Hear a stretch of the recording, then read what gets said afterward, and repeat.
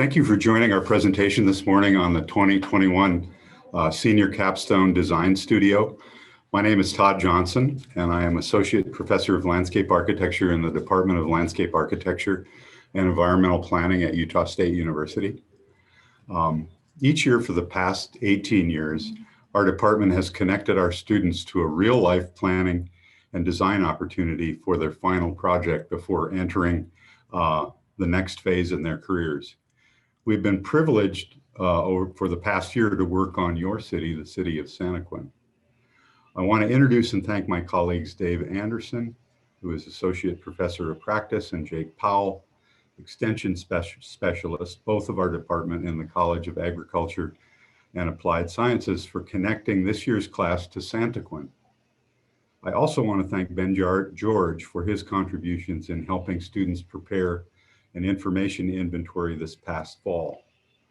And most importantly, special thanks to and recognition to graduate student Amelia Wilkin, our uber able and committed teaching assistant, who has been at the center of coordinating this effort for the past 5 months. This has been an amazing experience for all of us, and we wish to share it with you today.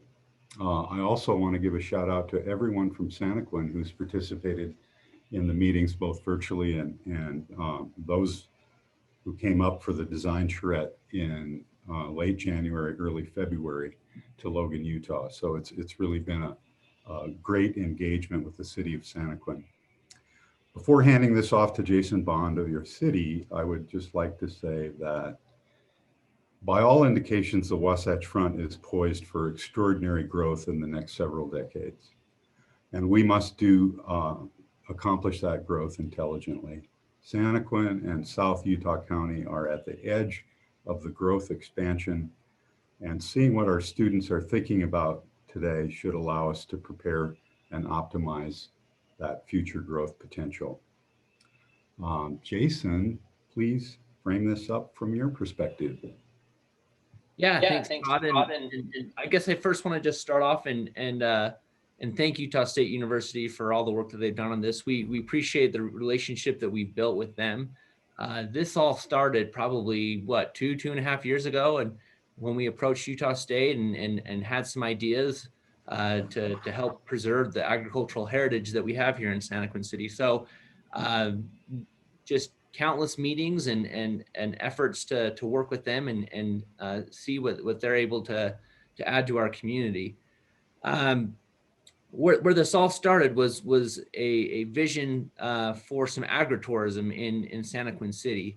This has really evolved into more of a broad envisioning effort for Santaquin City as a whole, not just agritourism. And so we appreciate the regional and out of the box thinking that these students have done and really putting some ideas out on the table for Santaquin City to consider.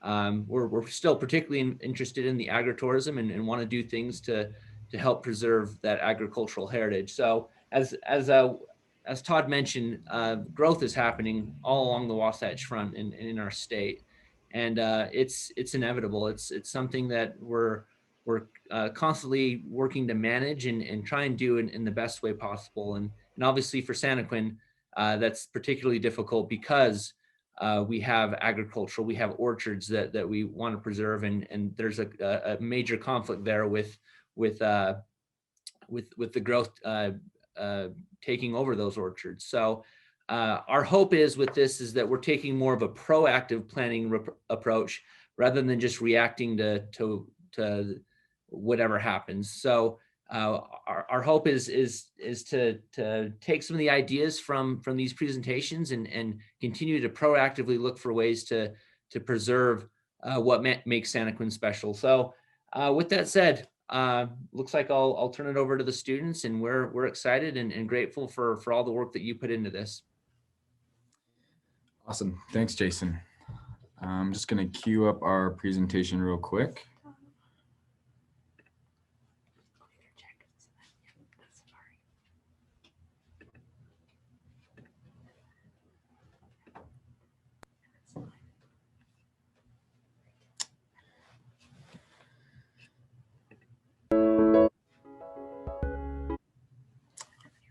Perfect. Okay, I think we're good to go.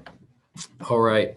Hello and welcome to the senior class capstone presentation. My classmates and I are really excited to share and present the work that we've done over the past 12 weeks. We appreciate the engagement and support we've received from Santaquin and local stakeholders. The City of Santaquin approached the USU Department of Landscape Architecture and Environmental Planning with a desire to have students, faculty, and faculty look at the city and its future. This discussion focused on having the students explore how the city might capitalize on its assets, accept and prepare for inevitable growth pressure, and retain or enhance the qualities that the city enjoys today. A familiar list of topics was discussed that include the downtown and Main Street area, trails and connections to the surrounding hills, and the possibilities for retaining the agricultural framework and character of this charming place in the south, at the south end of the Great Salt Lake Basin. The city of Santaquin is located in southern Utah County and serves as a gateway to both the northern and southern parts of the state. We recognize it as a gateway to adventure because many tourists and explorers pass by Santaquin as they embark on their many adventures. Located about 20 miles south of the Provo-Orem area, Santaquin is facing substantial development pressure as populations grow and expand to the southern reaches of the Great Salt Lake Basin and the end of the Wasatch Front. This past year, our first-year graduates and sophomore class gathered information that was passed on to the seniors in January. From this information, we learned about the demographics of Santaquin and the prospects for accelerated growth. We learned about the makeup of the community and the importance of the city's agricultural heritage. The sophomore and first-year grad students also highlighted the Southern Interchange as a focus for a new entrance to the community. We discovered that the citizens were also concerned about the affordability of housing, the creation of new businesses, and providing opportunities for living, working, and recreating in Santaquin. So we, the seniors, were charged with hosting a charrette, or a 5-day workshop, where 121 students and faculty and interested citizens could meet in person and by Zoom to begin the planning process. This began a 12-week planning and design effort that was organized around 7 teams and would be known as our Senior Capstone project. Those topics included the downtown Main Street area, the South Gateway, the Reservoir and West neighborhood, also known as the TRANSECT, the West Gateway or the water treatment area, the North Gateway, where there would be a proposed new interchange, the agritourism team, and the trails and connections team.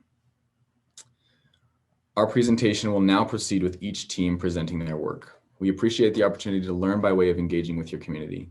We hope that some of our ideas may interest you enough to carry on with them in some fashion. We look forward to a live presentation to your city council in the near future. Again, on behalf of our wonderful graduating class, please enjoy the presentation.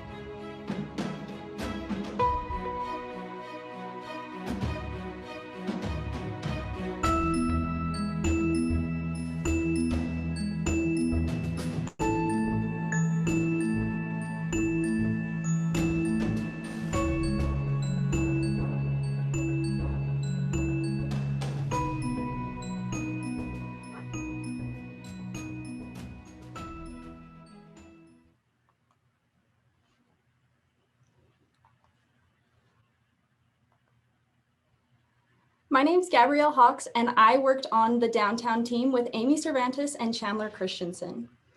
When looking at the explosive growth the entire valley has faced, we realized that Santaquin will quickly become a sea of suburban homes, losing its agricultural land and identity. However, if we effectively use the space in the downtown, we can preserve the agriculture, boost local economy, provide a higher quality of life for residents, and create an enjoyable destination for visitors. Right now, Santaquin's downtown has some great assets, but they're a little disconnected and they don't really work together towards a unified identity. We also found that Main Street is very busy and it's only going to get busier. That, paired with the lack of control that the city has on a UDOT-owned road, has created an environment that's not really comfortable for shoppers to leisurely stroll down or for residents to gather. The good news is, just a block south of Main Street, we see much wider roads that the city has much more control over, as well as great cultural assets like a museum, a library, and the site for the new town hall. This realization led us to focus the core downtown around those great cultural assets and let Center Street, instead of Main Street, serve as the central spine throughout the city. Many other cities that have seen explosive growth have moved their city centers off of Main Street, and while it looks intimidating from above, from the ground it feels much more safe and inviting.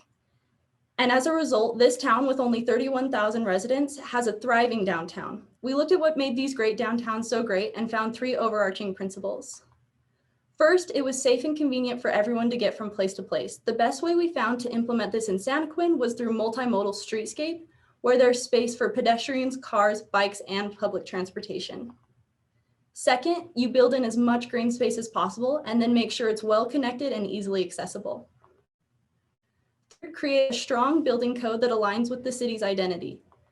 This is the key to making growth work for the city and its identity instead of against it.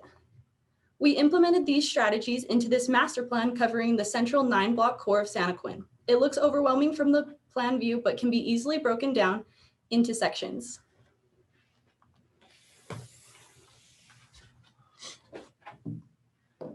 The first section of our master plan is Main Street. Main Street, as Gabby was saying, will turn into a very busy highway owned by the state that Santaquin has very little control over. To ensure that we provide a space that is comfortable and safe for pedestrians and for residents, we've incorporated trees and sidewalks, but really we're going to have to focus on form-based code to ensure that this street is an asset to the community. Second is Center Street. As Gabby was saying, Center Street will turn into the new spine of Santaquin.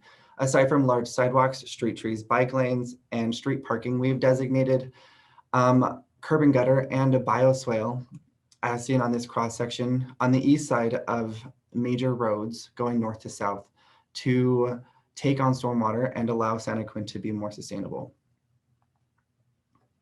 100 South is a very large street. It's nearly 130 feet and offers a ton of opportunity for Santaquin to be creative and to create community spaces that are major assets to the residents and visitors coming to Santaquin.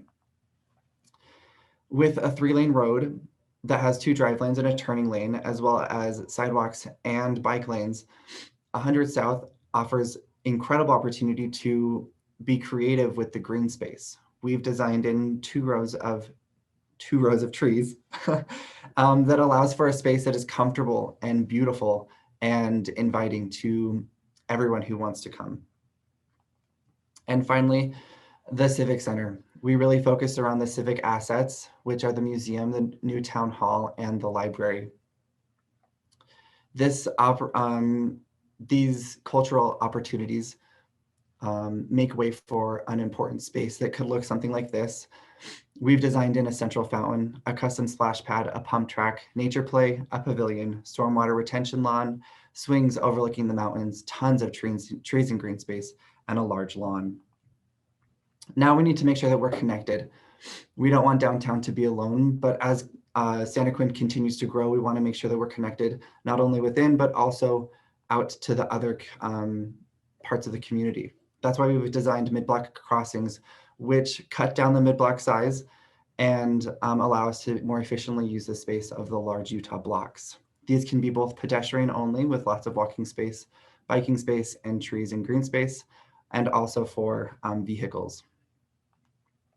To the north and south, this is a continuation of Center Street with the bioswales with large sidewalks and plenty of room to walk and maneuver from downtown to the North Gateway and the South Gateway, as well as westward. We have designed for a pedestrian trail and for a multimodal bus route for the city to use. All of this can be quite intimidating, we recognize. And so we have split it up into phasing that we propose to go to span about 30 years. Firstly, we'll focus on the Civic Center, which will be the hub, the collector for the city, as well as multimodal transportation infrastructure and things like that. Secondly, will be infill of commercial zones and completing streetscapes. And finally, really building on single-family housings, multifamily housing units to really encourage growth and connectivity within the site. We really feel that the site can be, that specifically the Civic Center can be the core of our downtown as it invites people and brings people in, but also turns into an epicenter for the overall aesthetic and identity of Santaquin. We will now hear from the South Gateway.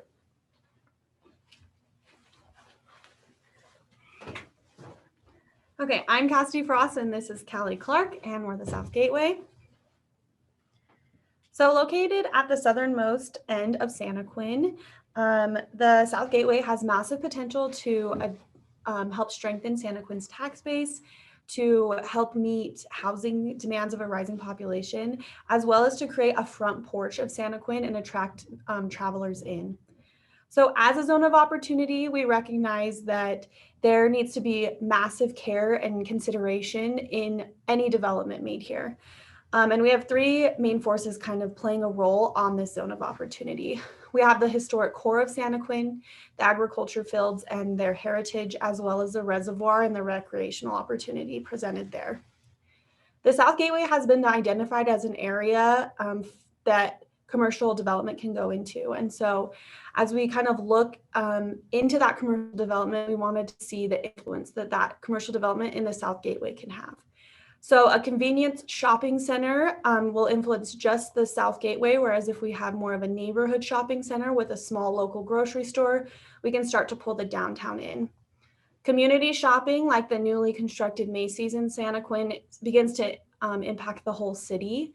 And a regional shopping center is the ultimate goal. We can begin to pull in surrounding communities, making Santaquin a destination, and we can share the special that Santaquin is with communities like Payson and Spanish Fork. So here we have the road network of the South Gateway, and we've put that over some different cities to help us understand what commercial opportunities can look like here. So in Sandy, Utah, you see we have lots of big box stores with these parking islands, making it very auto-oriented, not walkable, and it makes it feel like a non-place. There's no identity here. Whereas in Provo, Utah, along Center Street and University, we have small businesses with unique storefronts giving Provo an identity. The close proximity of the residential community also makes it a more walkable environment. So with Santaquin estimated to have 45,000 residents by 2050, we see that this plan needs to be done in 30 years. And so in 5 years, realistically, we see that the townhouse development can be completed and a road network can begin to be established. In 10 years, just south of the Summit Ridge Parkway, we can start to create a green corridor to make this area more pedestrian friendly. Bring in a business park to create jobs, as well as bring in an elementary school to attract residential development. In 15 years, we can expand that green corridor north of the parkway and connect that to a transit station. This transit station can bring a lot of energy into the South Gateway and provide commuter opportunities for southern counties. And mixed use nodes can attract different kinds of residents who want a less car-oriented way of life, as well as small business owners. And ultimately, in 30 years, we can create space that meets commercial and residential needs, as well as creates a home for the new residents. Awesome. Thank you, Cass, for going over the phasing. It's important to see that structure prior to showing the illustrative things, just so we can see how this plan is going to respond to the needs of Santaquin as they change over time. But now onto the master plan. Anchoring the South Gateway will be a transit station and kind of keeping some of those existing recreation fields that are already going in near that site. Community shopping center will go in near the existing townhome development, and then a little bit south of that will be a regional shopping center that will complement the community shopping center. On the other side of the exit, we'll create a destination with an RV park to really connect into the mountains. And then furthest within the Southern Gateway will be a business park to create a buffer between the future Goshen Valley Freeway corridor and the residential development that will be happening in the South Gateway. Now to get more into the development typologies of what these areas are going to look like, still incorporating some single family housing within the South Gateway to maintain that typical Santaquin small town feel, but having a lot of the single family fronting greenways and being alley loaded will help create more of a community driven environment. Multifamily in the South Gateway will help accommodate the population growth of Santaquin. And mixed use, as Cass was saying, this will have storefronts on the bottom with housing on top and really emphasize major corridors and nodes within the South Gateway and attract some different types of users who don't maybe want to own a car or drive as much. The RV park will create a destination in the South Gateway and will be a great stopping point for people on their way to Southern Utah to stop in Santaquin and spend the night and really connect into the beautiful mountains that Santaquin has. The office and industrial park to the very south will be centered around a main green space and have multifamily housing near it, so people can live near where they're working.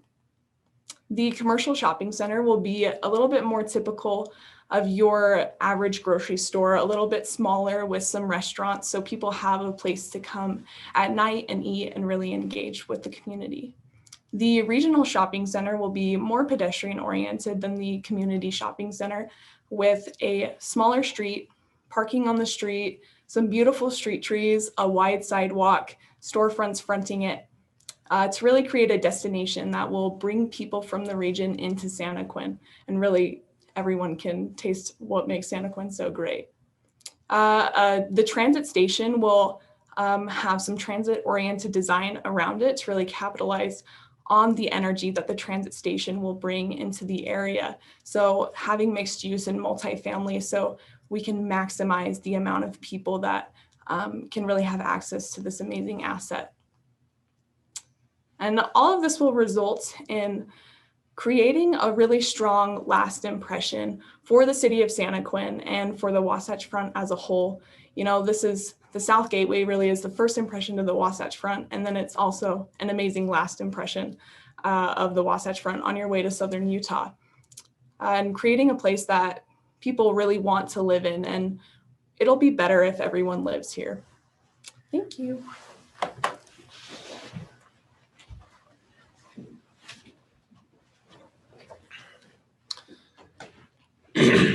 Hi, I'm Jonathan, and I'm representing the Reservoir TRANSECT. My teammates were Jacob and Connor as we work through this. So where we are, we're generally south of Maine, west of I-15, and just surrounding the reservoir. Now, what is a transect?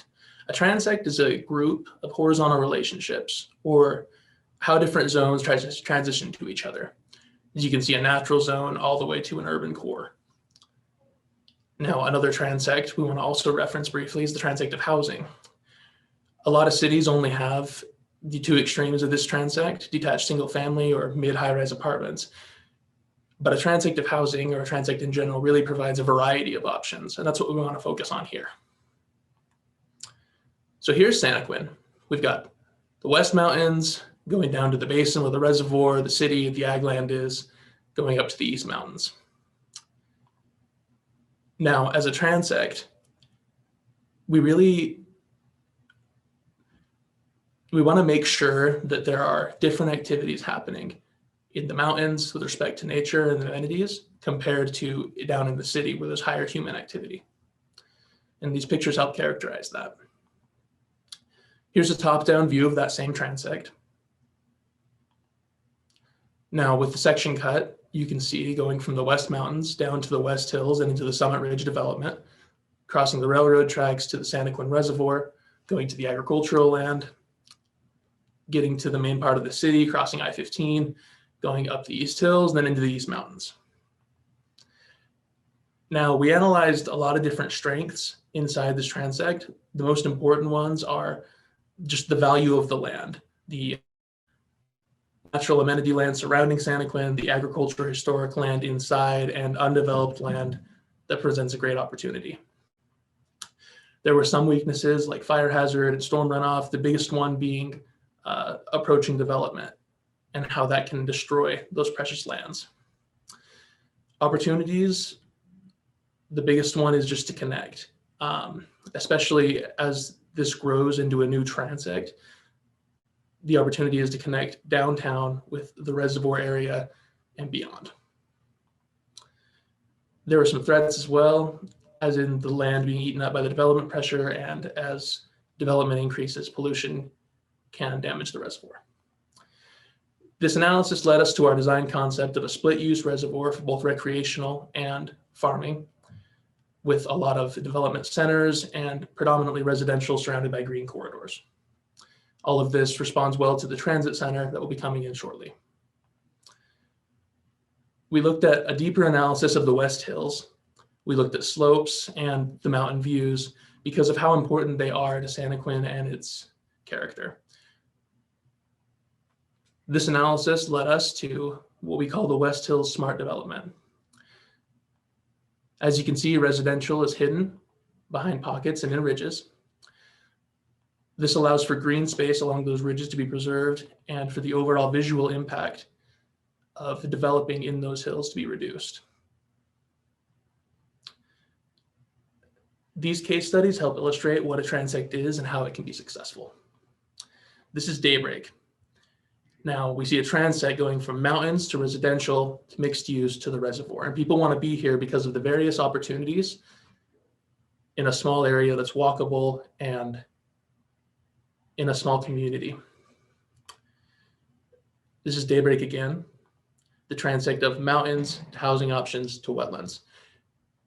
The natural spaces surrounding the development really raise development values and make people want to come here.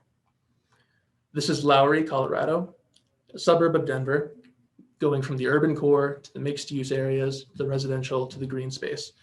An interesting transect because if developed properly, it shows that we can develop this principle of a transect and we can provide for those various needs of our communities.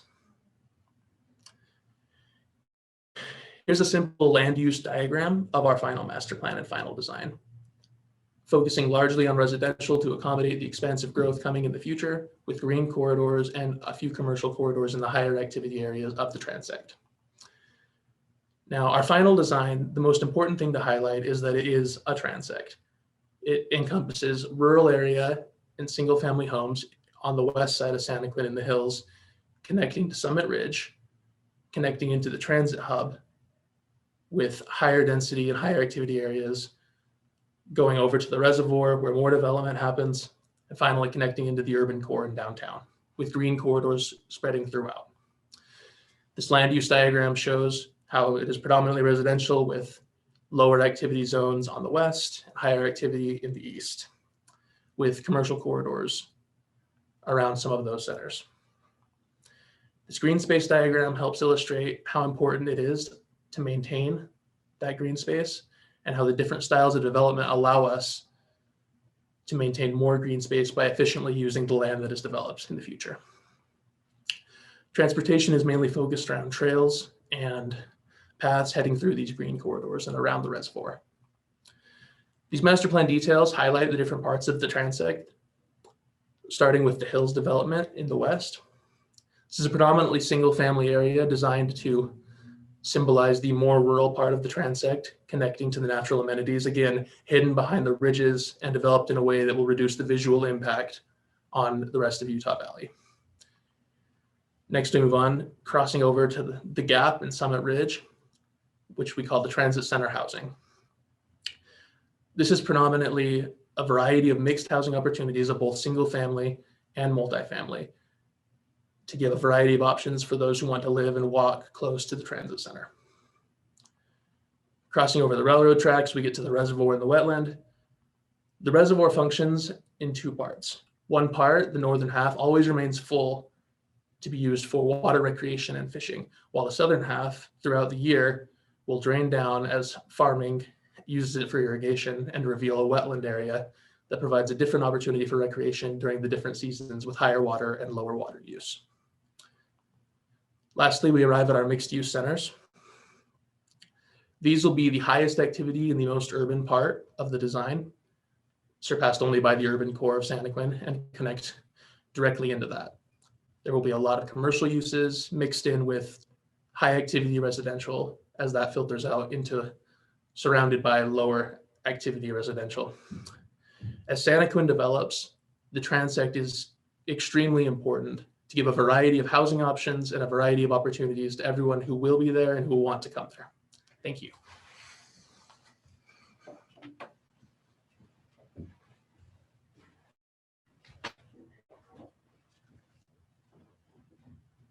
Oh, goodness.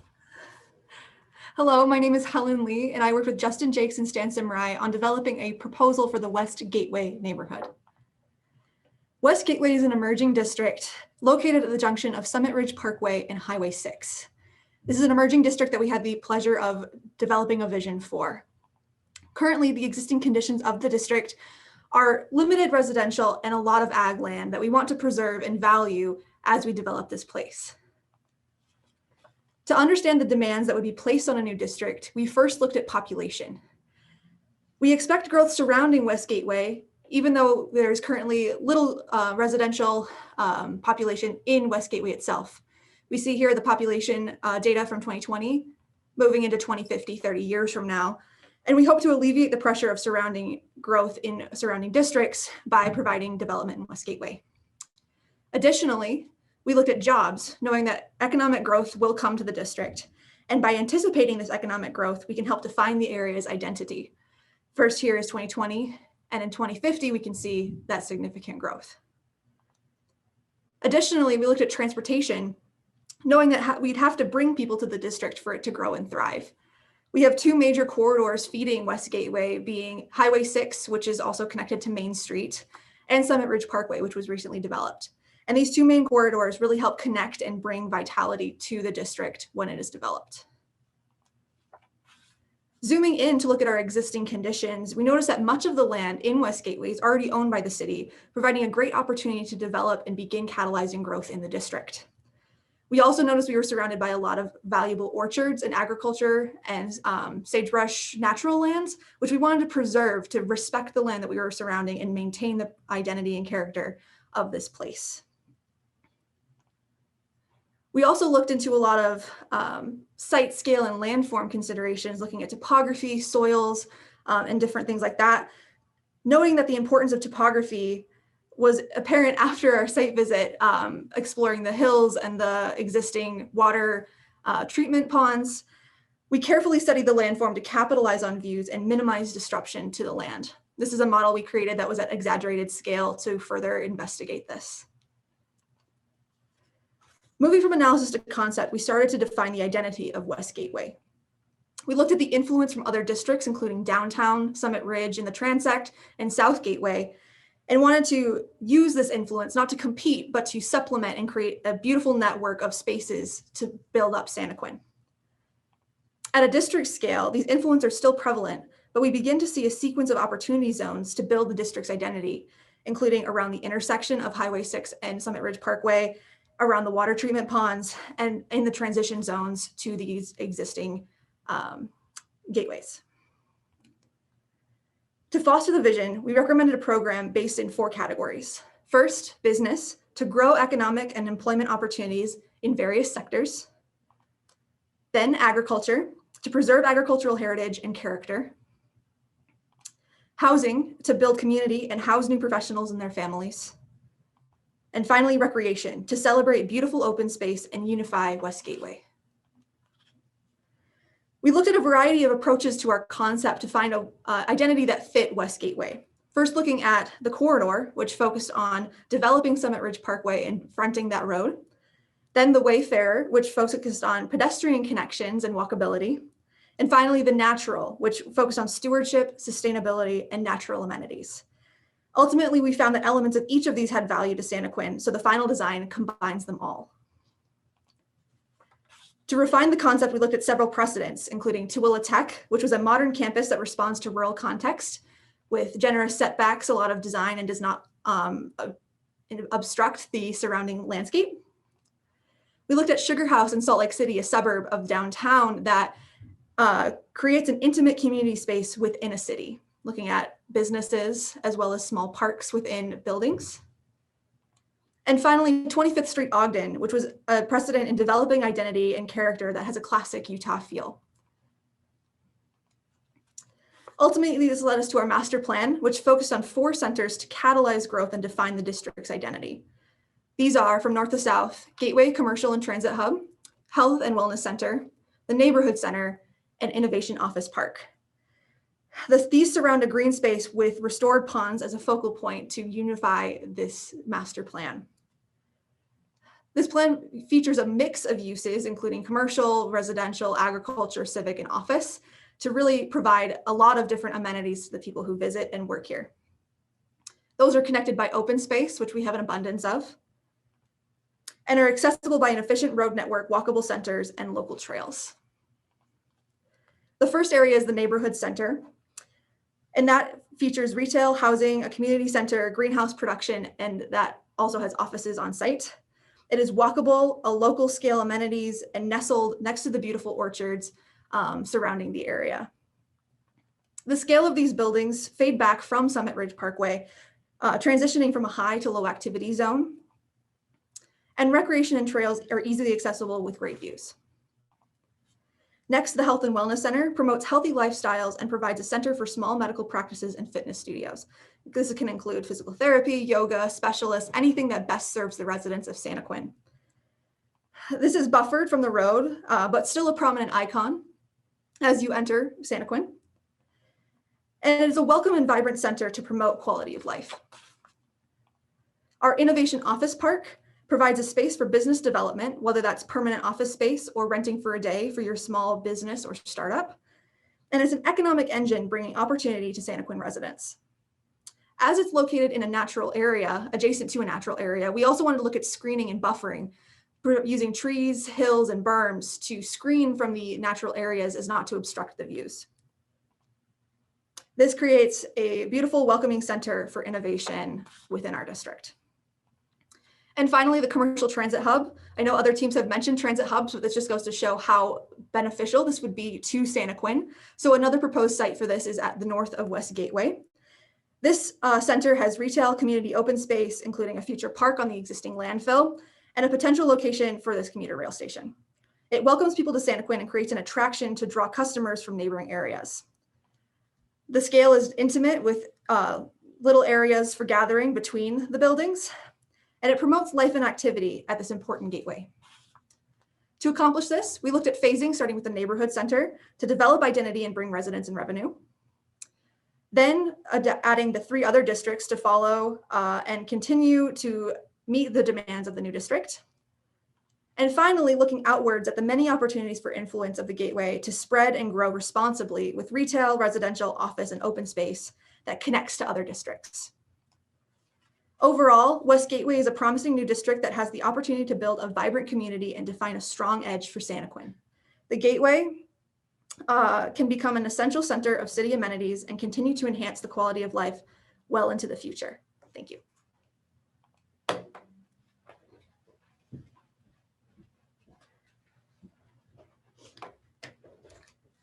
Hi, my name is Holly Stringham, and I worked with Miranda Cheney and Janie Wilkinson, and we are the North Gateway group. Our group focused on the northern orchards north of Santaquin, And with the proposal of the 124th South Gateway, there's a great opportunity to really look at growth in a new way that will strengthen and preserve the heritage of this area. For the past 12 weeks, we have looked at creating a profound first impression at the North Gateway. We can do this by first collaborating with the public sector, by making sure that values are shared. We can do this through projects like this capstone, through discussions and meetings, and through community engagement. Next, we need to make sure that we're working with the private sector, with developers and stakeholders, to make sure that they're on the same page as well. And then to define a vision together. For the past 12 weeks, we have worked to look at what that vision could be and to make recommendations based off of that. So we looked at celebrating identity, responding to growth, and creating contextual connections. So first, to celebrate identity. As we drove through Santaquin a few months ago, we realized that these northern orchards are special. There's a really beautiful character and rural heritage there. And to celebrate this identity, we looked at the visual character in its, as it is a transitional space from the Wasatch Front. So as we're coming southbound, we're leaving the Wasatch Front, and there's these amazing features, and the rural character really defines this area. And then looking northbound, this is the first sign of really character here of urban life. And it's this last turn until you really come towards that Wasatch Front. And it's the last time you'll really see a lot of agriculture until you reach Brigham City at the other end of the Wasatch Front. Next, we responded to growth. So because Santaquin is growing northward and Payson is growing southward, there's a really important drive to make sure that growth is happening responsibly.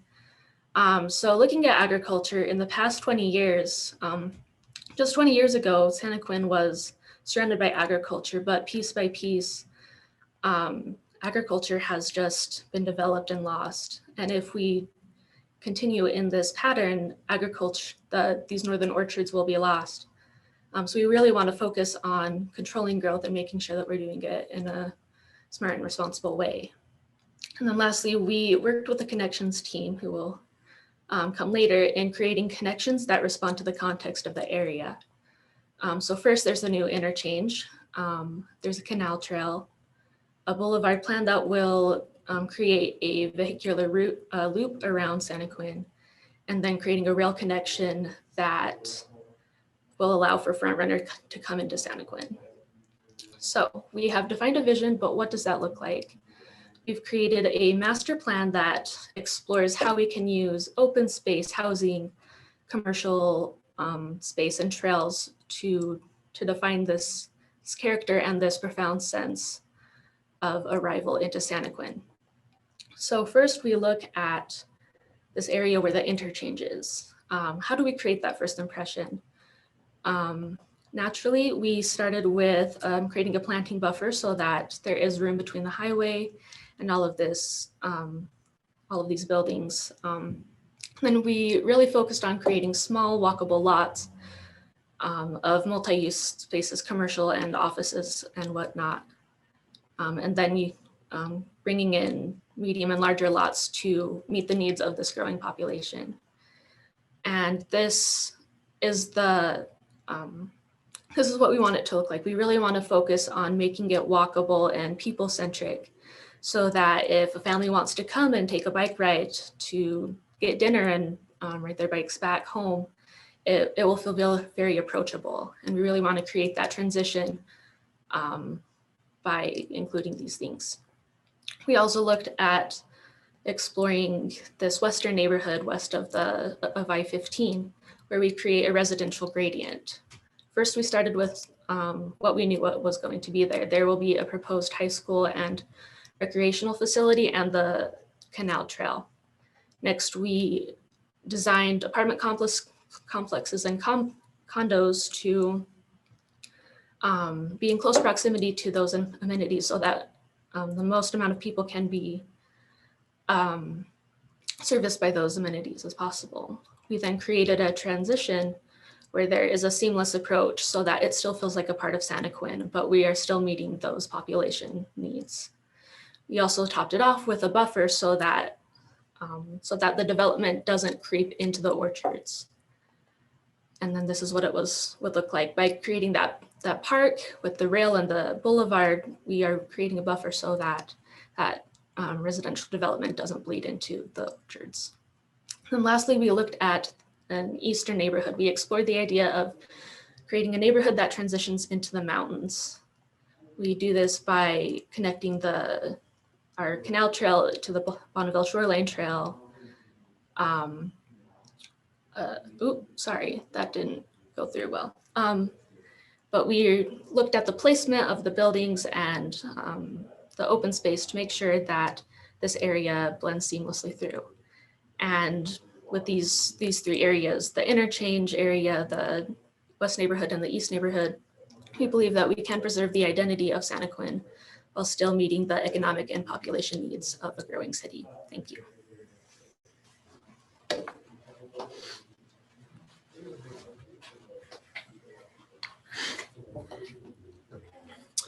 Hello, everyone. I'm Connor Howard. My teammates were Allison Goins and Adrian Hill, and we were the team focused on agritourism. And we're super excited to share what we found and all of our ideas for agritourism with you all. The first thing we noticed was Santaquin has a really unique microclimate and has brought a lot of really unique and really interesting stakeholders and businesses to the area that have really built a unique culture for Santaquin. And we want to help preserve that identity and help integrate the development and help benefit the farmers in doing so through agritourism. We see a lot of opportunities in Santaquin, and we realize that a lot of other places have also done this. And so we want to focus on hospitality, education, on-farm sales, recreation specifically, as well as entertainment. And we found a few places that we believe that through our research that Santaquin can glean a lot of really interesting and good information that they can represent in Santaquin. The first being Serenbe, Georgia. This is a new urbanism village that was developed by a founder that really wanted to have these unique little sub-communities that had their own identities, such as health and wellness, arts and culture, farm to table, and they all come together to make one unique and cohesive community. The next being in Hood River, Oregon. This is a really unique area with unique fertile land that is a host of multiple and lots of really unique farmers and stakeholders in the area. And to connect them all, Hood River developed this major loop as well as smaller sub loops that help get people out to the farmers, whether on their own or through bus tours. And finally, this one in Lancaster, Pennsylvania. And Lancaster County is host to one of the largest Mennonite and Amish communities. And this farmers market called the Green Dragon is this kind of indoor outdoor as well as flea and farmers market that is a great melting and mixing pot for people from all walks of life.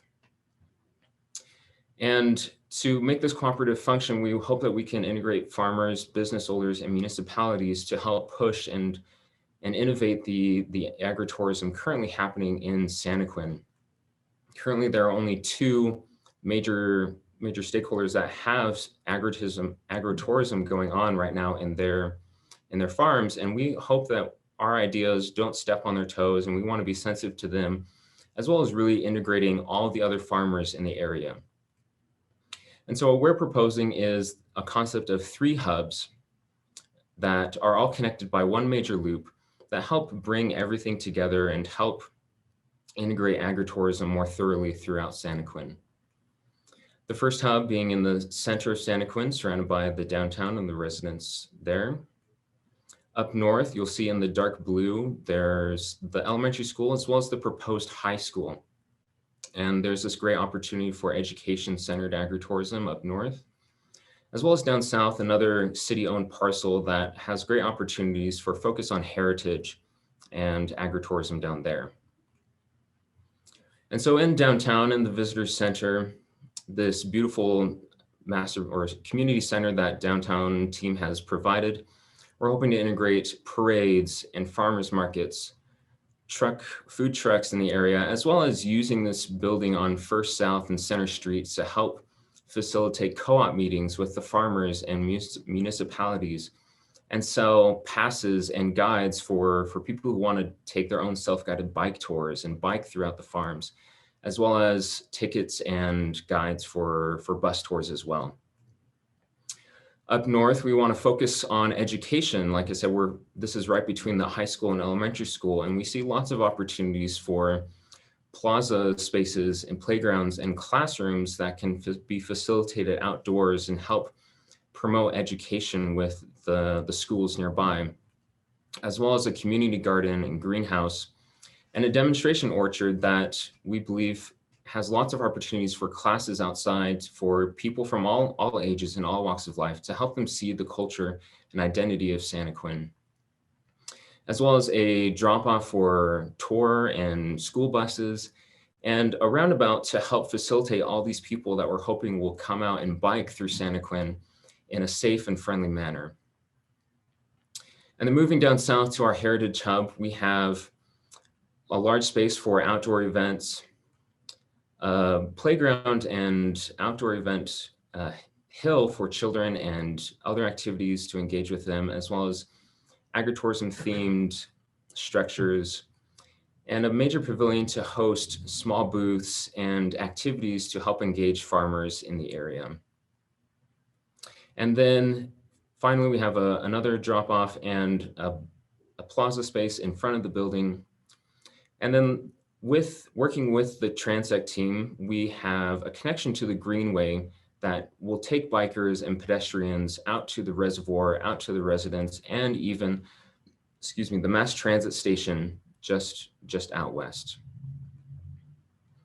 And so with these three hubs, we're hoping that they can all be connected through a loop that people can take on their own or with buses. And we realize that there's more than just Santaquin when it comes to agritourism. And we're hoping to connect all the major stakeholders and businesses in the larger area, because they all have an influence and they all have something to provide to agritourism in Santaquin. And we're hoping with this loop that we will be able to provide friendly tourism for people from all walks of life that help bring them and see the character and the culture of Santaquin in a low impactful and safe way that helps to preserve the identity of the area. Thank you.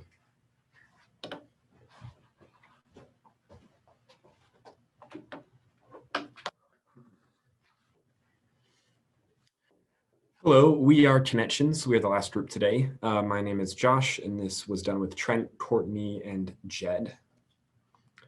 So when approaching the topic of connections within Santaquin, one asset that came up pretty frequently was the Bonneville Shoreline Trail. And we decided to focus our approach around this asset because 4 weeks ago, a new bill was submitted to Congress called the Bonneville Shoreline Trail Advancement Act. And this bill will direct federal funds to fill in all the remaining gaps on the Bonneville Shoreline Trail from the Idaho border all the way down to Nephi. And this includes the path around Santaquin. And this is just such a unique asset that we really wanted to capitalize on this and frame our goals for connectivity around this. You can see a simplified version of the trail right here. So we start with the Bonneville Shoreline Trail as this north-south spine or axis. And we wanted to bring connectivity around Santaquin and then interconnect within downtown, and eventually expanding outwards to the surrounding assets and public lands and neighborhoods. And this gives us, with our master plan that we have branded as the Fruit Loop, for a simplified and identifiable connectivity experience. Solutions such as clear signage and Apple Access, we want to make this a highly utilized and simple approach, simple plan that we can approach within the planning of Santaquin. And it capitalizes on the current momentum for trail connectivity within the region. The northern section of this loop within North Gateway really focuses around the Central Utah Project Canal. This would connect the East Foothills on the Bonneville Shoreline Trail all the way over to the West Gateway. Currently, the Central Utah Project Canal is a no public access. However, we propose converting this to a public right-of-way. And there's many recent examples of this type of conversion in Utah County and in Salt Lake County. The Murdoch Canal is a very recent precedent.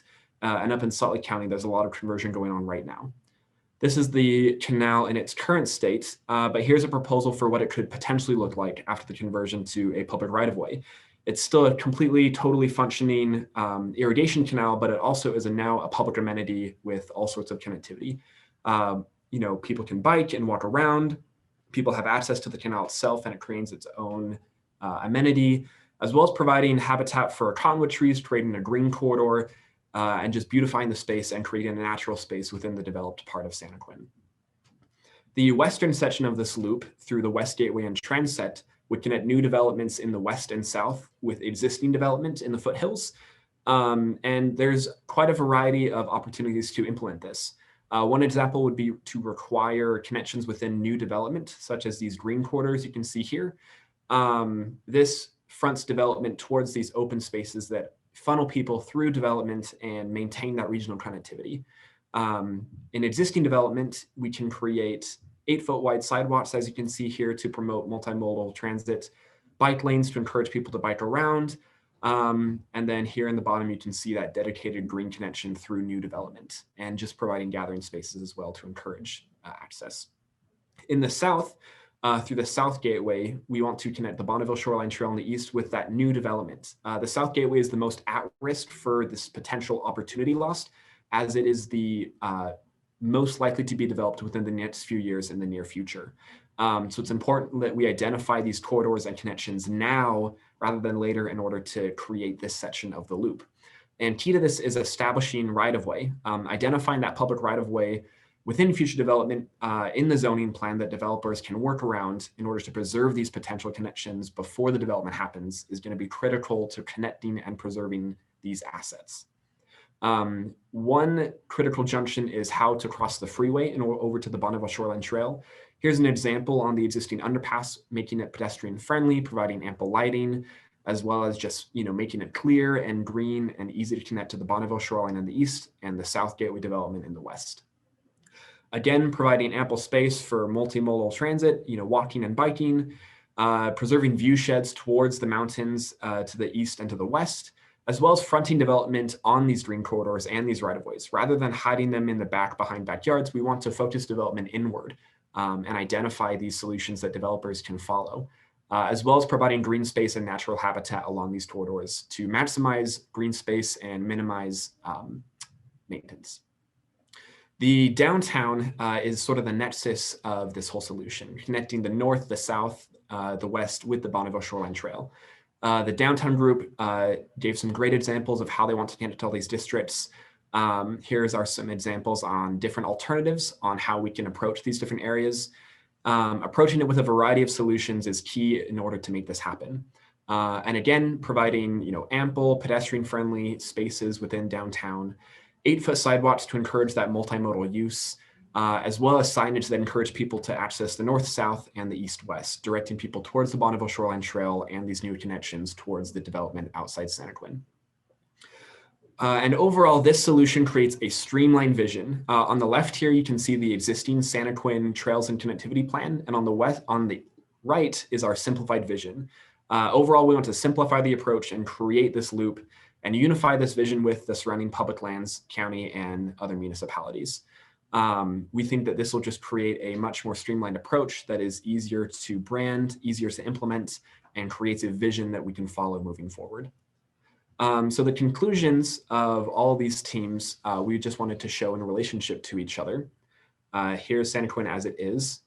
The downtown, by effectively using the spaces within downtown, Santaquin can boost the local economy and create a higher quality of life for the residents. The South Gateway has massive potential to strengthen the city's tap space and help meet housing demands for the rising population, as well as act as a front porch for Santaquin. At the reservoir, by following the principles of a healthy transect, shared natural lands and views can be preserved and diverse housing options can be created to meet all housing needs, and the reservoir becomes a multi-purpose community asset in addition. The development of the West Gateway strives to define an iconic edge that blends rural character with opportunity and provides places for innovation and communities to thrive. The North Gateway focuses on creating a profound first impression into Santaquin from the proposed North Interchange by celebrating the identity of the area, responding to growth, and creating contextual pedestrian and vehicular connections, as well as preserving agriculture. Agritourism will sustain Santaquin's agricultural assets. Using agriculture to invest in the community is key to preserving agriculture into Santaquin's future. And then focusing the trail connections around the Bonneville Shoreline Trail and extension and preserving right-of-ways before development comes, and identifying alternatives such as converting the Central Utah Project Canal to public access are key to the long-term connectivity solutions within Santaquin. Preserving agriculture is key to all of this. We believe these solutions will help to promote agriculture into the future, conserve land, as well as create a seamless coexistence between agriculture and the future development of Santaquin. Zooming out, we just wanted to keep in context all these incredible natural assets around us. And we want to plan connectivity to them in the future with Utah Lake in the north, the Wasatch Mountains to the east, as well as the West Foothills, where we're seeing more and more people access them with new development on the west side of Santaquin. Let's see. Overall, Santaquin, it's a beautiful place with an extraordinary landscape. It really is a truly unique place in the country. There are so few similar places. There's extraordinary growth pressure and mainstream development patterns to end Santaquin up like Pleasant Grove or Lehigh in the coming decades. It is going to be critical to take stock of assets moving forward and implement comprehensive planning solutions now while it is still possible. Santaquin has incredible potential to proactively plan for the future rather than retroactively deal with the unplanned growth that is consuming the rest of Utah County's agricultural heritage. Santaquin has a bright future, and we hope we can make it a little brighter together. Thank you, guys. So we'll field some questions here. Here's Todd.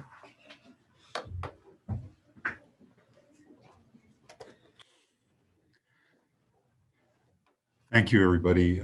Thanks to the students for an extraordinary amount of work undertaken over the last 12 weeks. And thank you all Santaquinians, I guess, if I got that right, for the incredible engagement and time and attention you spent integrating with the students, answering questions, and being involved.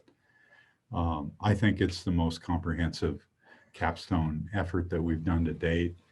This is an amazing class that I've known now for 3.5 years. And so we want to turn it over to you for questions.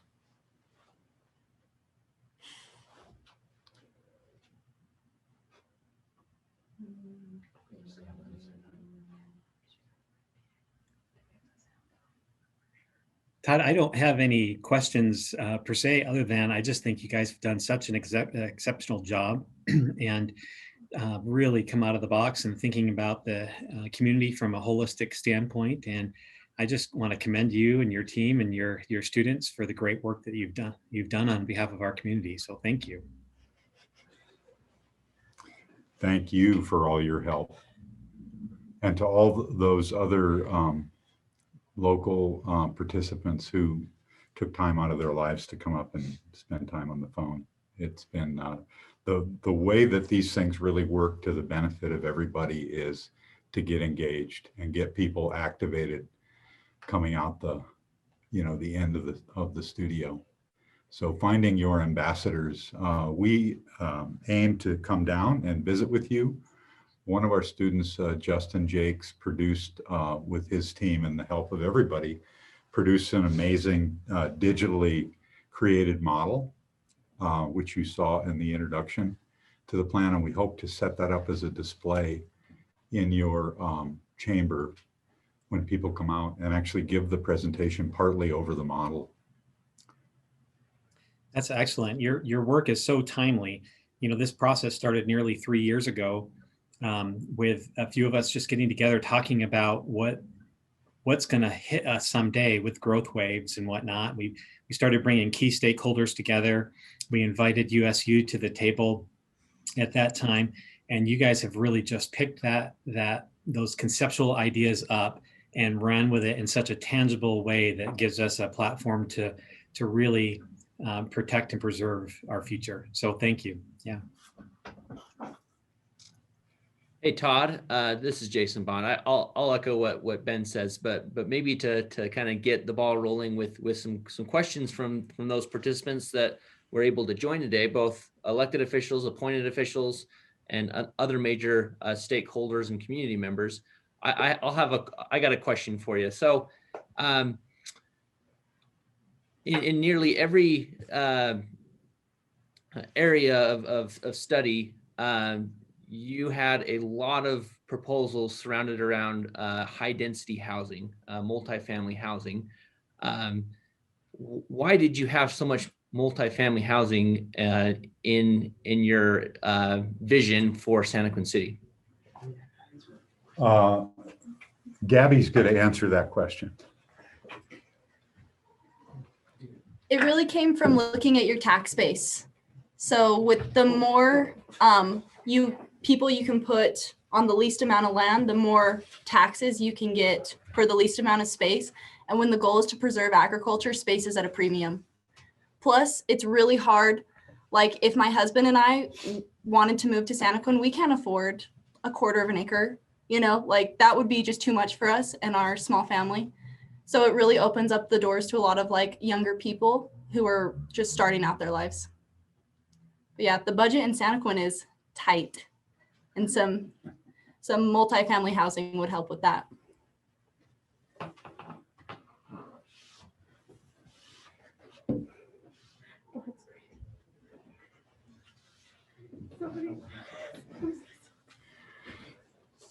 Great answer.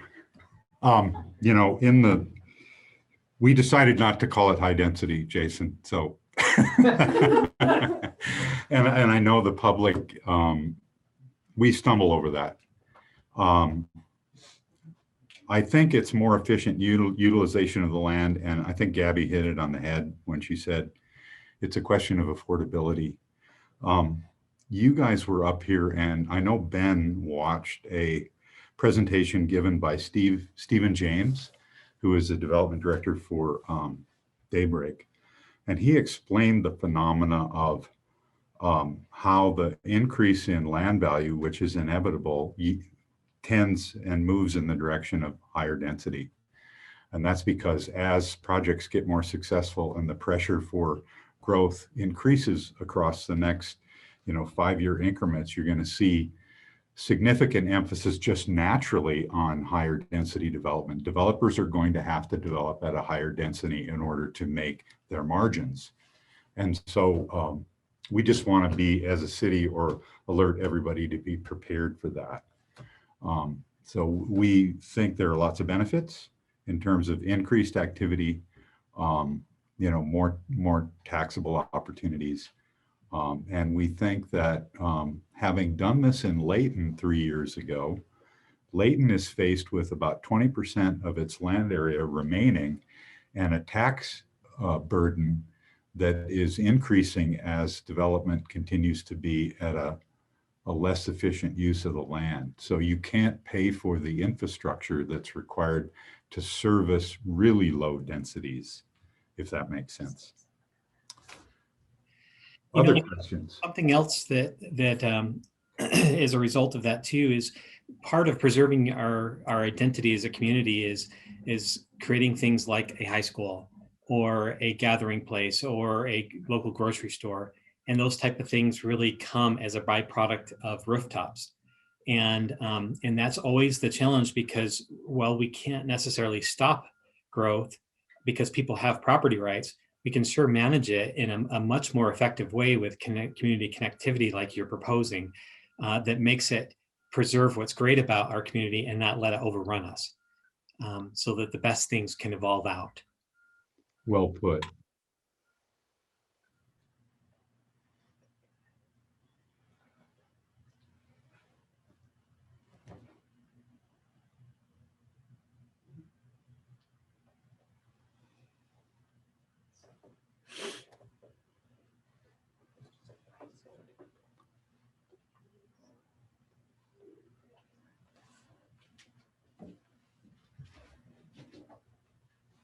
Did we lose our signal, Jake? Okay. No, you're still there. Oh, you're still here. We got you back. We're being quiet to let other people ask questions. I'll share some thoughts if I may. I love the strengths-based approach that has been taken. And in the chat box, I commented that having participated in this process from beginning to end, I'm so impressed and pleased at the outstanding faculty, and how much growth I've seen in the students, just in the few interactions that I've had in the week that I spent with them in Logan.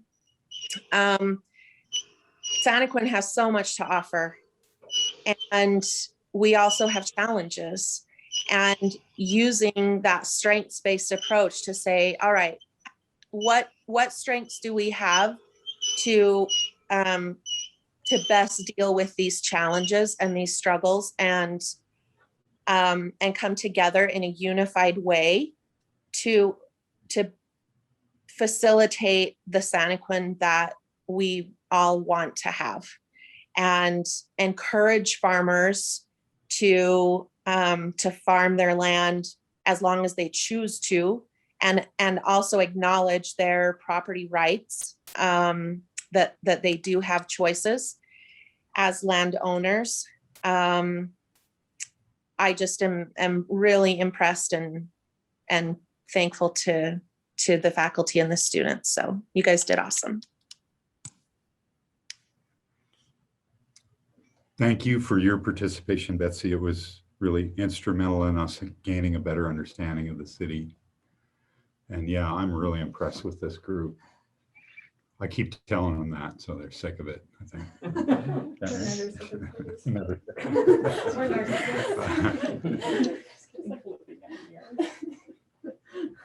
Could I make an observation? You may. This is David Anderson, by the way. I guess. Yeah, I'm Dave Anderson. I've been tagging along with Todd and Jake this semester.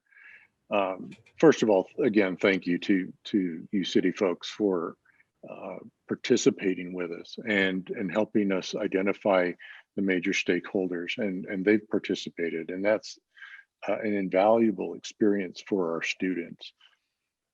Just an observation, when I was growing up, I grew up in a very small place about 60 miles south of Santaquin, a much drier place. And, you know, I used to travel northward. I went to school in that other big blue place not far from you all. And I remember very vividly, you come over the hill and all of a sudden everything was green. It changed from this sort of drab landscape to something that was much more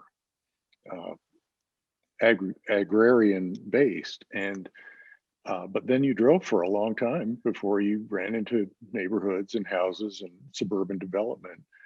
And in the course of that 30 years or so, that has drastically changed. It's difficult to accept the fact that growth is inevitable, but it's something, from my perspective, that you have to do.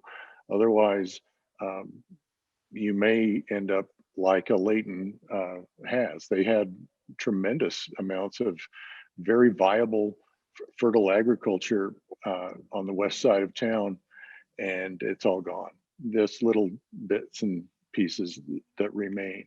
You have enough critical mass remaining right now in a viable agricultural function that can turn a profit, that it deserves great attention and care to try and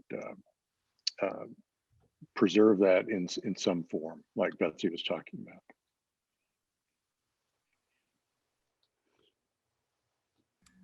So if I may, I'll ask another question. We, again, love the time and effort the students put into this, and we want to use this time to hear from them. So a lot of the wonderful ideas that you came up with, what would you see is the biggest hurdle, biggest challenge for the city to implement some of these ideas?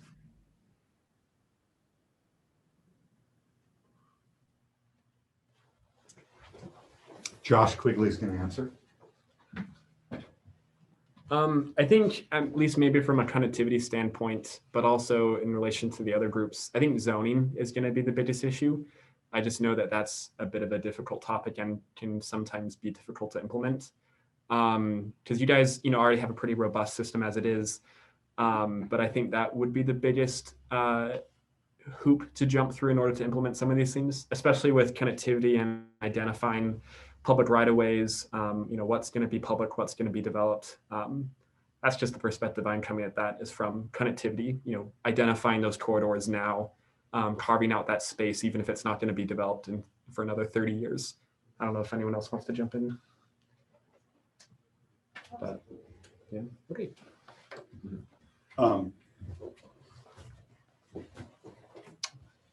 It's interesting, Dave Anderson brings up where he came from. I came from a town of about 10,000 people in Minnesota, and it was a rural part of Minnesota about 100 miles west of Minneapolis. Jake comes from a smaller town in the Wasatch Front. And so when I was young, they sold a bunch of land, agriculture farmland, to build a mall at the edge of town. And they circumvented the downtown, which was a state highway that used to come through the center of town and promote the businesses in the town. And my brother, who's older than I am, came back from college and said, he was learning to be a landscape architect. He said, that's kind of a big mistake. And I was in my teens, and I normally would have thought nothing of it. It's like, oh, cool, a new mall, right? But it really eviscerated the downtown. It stole the strength of the downtown, and it started this proliferation of growth at a pretty low intensity level. And part of my reason for coming into landscape architecture and then eventually working throughout the United States and different places was to give people the power or the foresight or the, boy, this happened to me. It's going to happen to you, believe it or not. And so empowering people with choices is what we really should be about. If people get the sense that it's like Todd's idea or Josh's idea or Cassidy's idea or Ben's idea or Jason's idea or Betsy's idea, it's just the way human nature is. They tend to self-cancel. But if we can develop a coalition of thinking and get together and just simply say, things are going to happen that if we don't talk and we don't prepare, we're going to get something that we don't want. And so this is really less about specific ideas and more about empowering your community. And the last thing I'll say about my upbringing, when I was 5 or 6, I got taken to breakfast meetings with my dad and a bunch of downtown businessmen. He was a dry cleaner, and they groused about parking in the downtown. And, it was just a big problem. They never solved the problem, and along came the mall. And pretty soon, everything was at the edge of town, and nothing was meaningful at the middle. And this was like your picture perfect Lake Wobegon kind of Minnesota downtown. So again, it's really up to you guys to carry the ball forward. Such a beautiful place. We all love it so much. I think consistency in messaging, Jason, has to be one of the things that's a hurdle. And you all, you're the paid employees of the city, probably have that burden to carry on that messaging, to help new elected officials understand and learn more about it. I think political fortitude is also super important, to not cave. You stick to what you've planned and stay with it.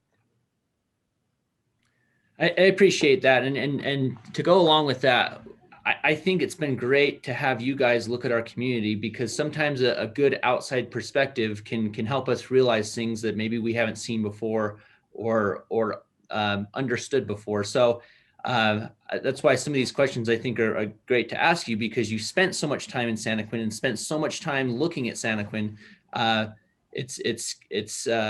It's helpful to see an outside perspective.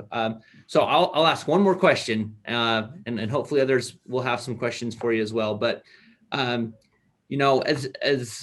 a planning professional myself, I realize the value that comes from really thinking outside the box and being visionary and and thinking about an idealistic community that really embraces what you want to have.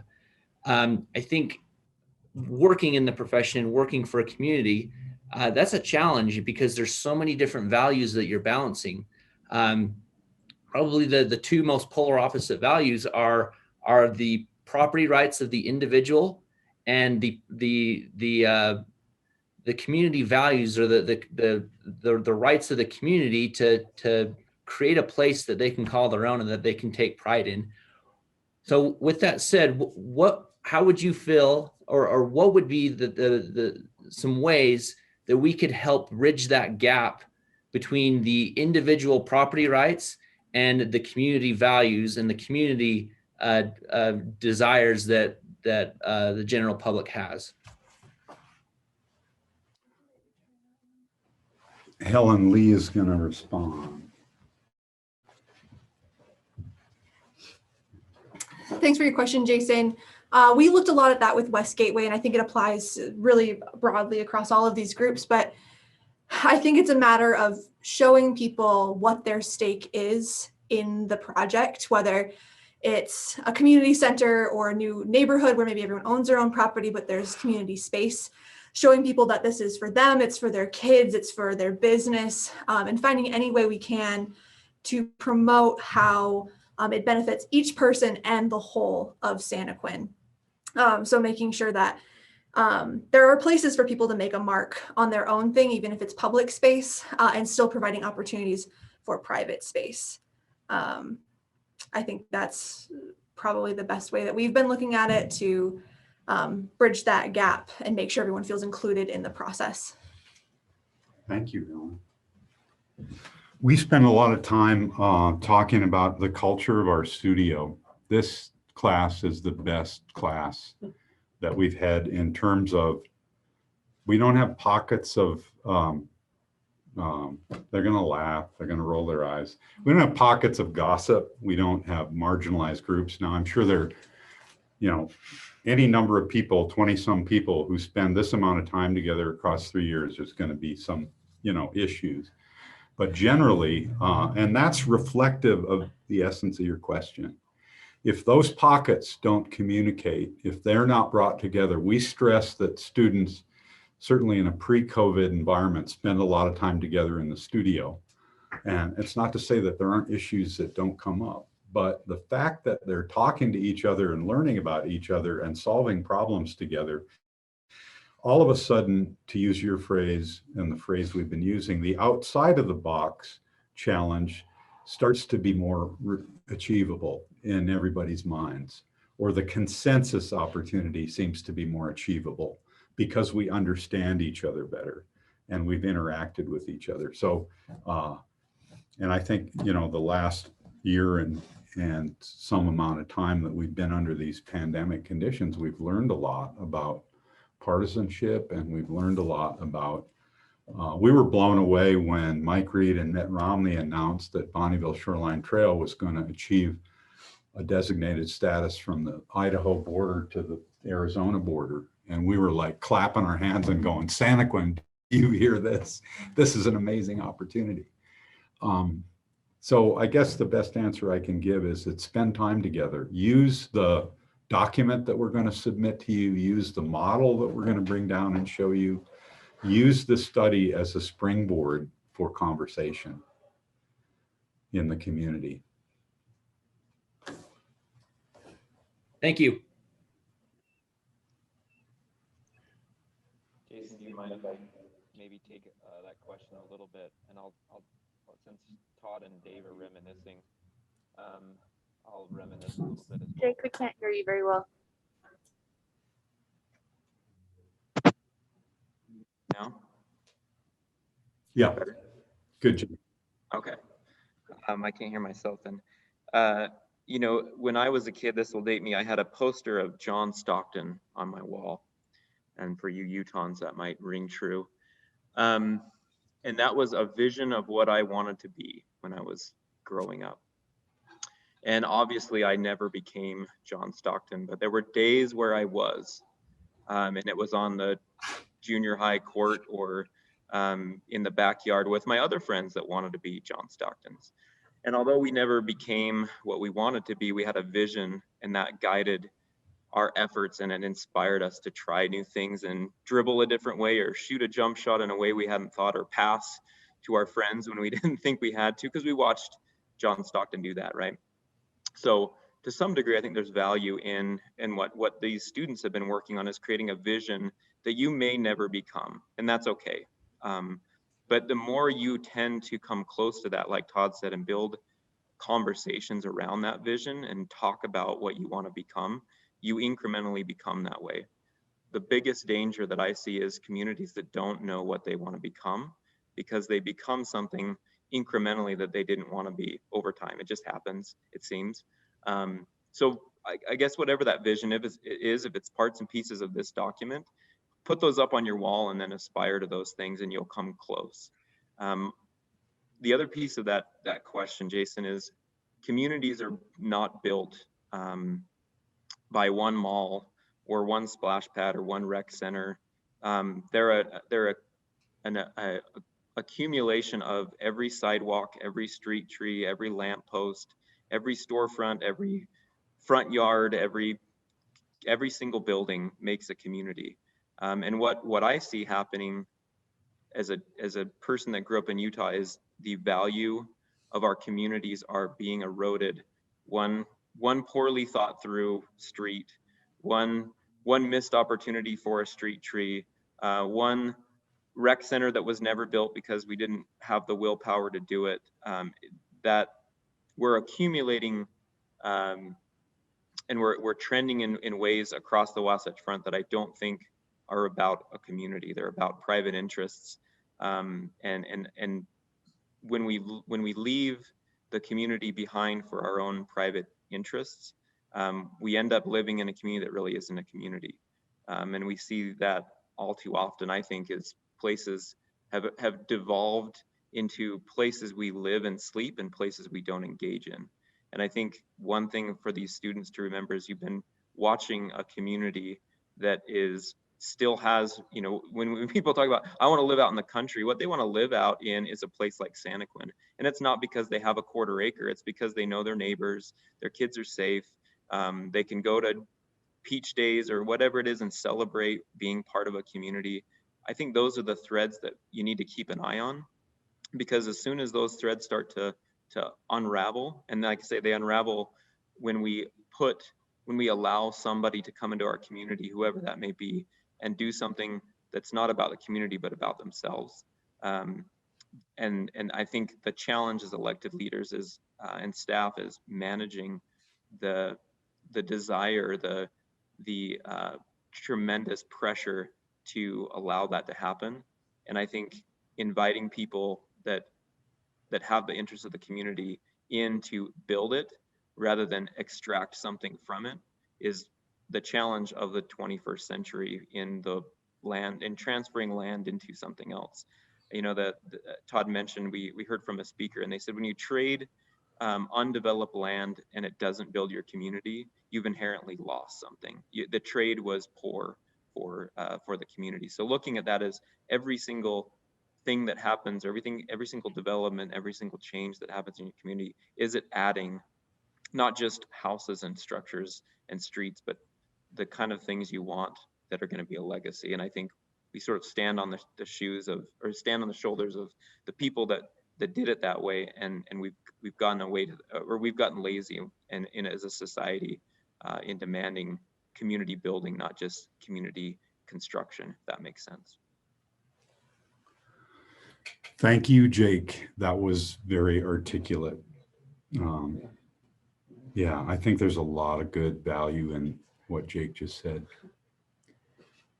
He, by the way, went to Penn State, and I had the great fortune of working at State College a little bit. And I think that is a community that could have been another model for us a little bit. I think they have really, because again, it's an ag school, so it's a lot like Logan in that way. But Santaquin is just so awesome. And we wish you all the best. And again, we thank you from the bottom of our hearts for the opportunity to learn in Santaquin. Thanks again, Todd, and thanks again to all the students and faculty that have and really a thank you to our elected and appointed officials and other stakeholders that were able to have a part in guiding this envisioning effort.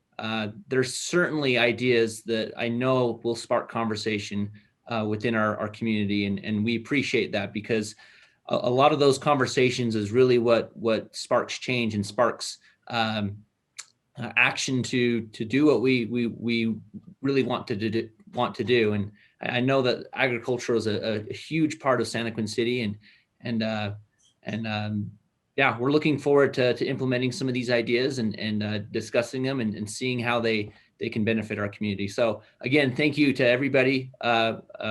We likewise are very grateful from the bottom of our hearts for the efforts that you guys have put forward. So we appreciate that.